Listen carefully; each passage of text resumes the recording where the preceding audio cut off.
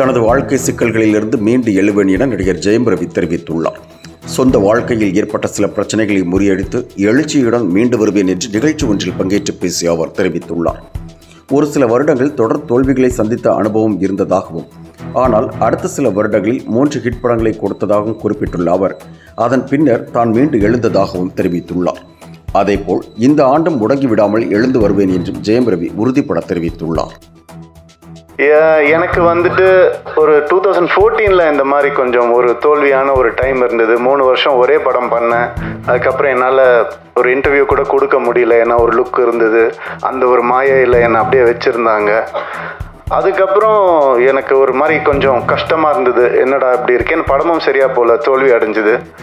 So அப்போ நான் யோசித்தேன், நான் ஏதாவது தப்பு பண்ணியிருக்கேனா அப்படின்னு யோசித்தேன். நான் தப்பாக நடிச்சிருக்கேனா, நான் வந்துட்டு தப்பான கதையை செலக்ட் பண்ணனா, நான் அப்படி யோசிக்கும் போது என் சைட்லேருந்து எந்த ஒரு தப்பும் எனக்கு தோணலை. அப்புறம் நம்ம எதுக்கு தோண்டு போனோம், உன் சைடில் தப்பு இல்லாதப்ப.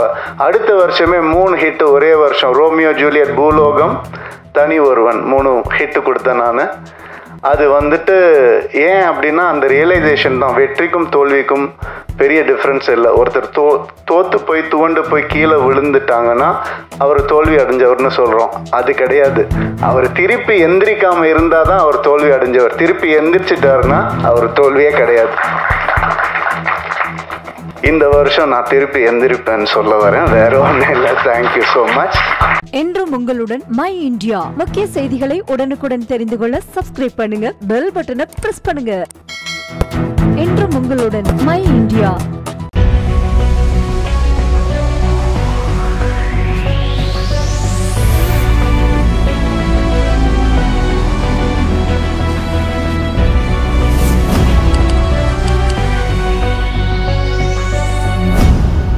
தேசத்தின் நம்பிக்கை மாத இதழ் அப்பா பதிப்பகம் இணைந்து வழங்கும் நேர்மையாளர் சகாயம் IAS அவர்களின் அனுபவ பதிவில் கடைசி தரையில் கண்டாங்கி சேலை இப்போது பரபரப்பாக விற்பனையாகிக் கொண்டிருக்கிறது.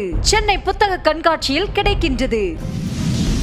புத்தகத்திற்கு உடனே அழையுங்கள் 701002 9823 9315077173 மற்றும் 8925917667.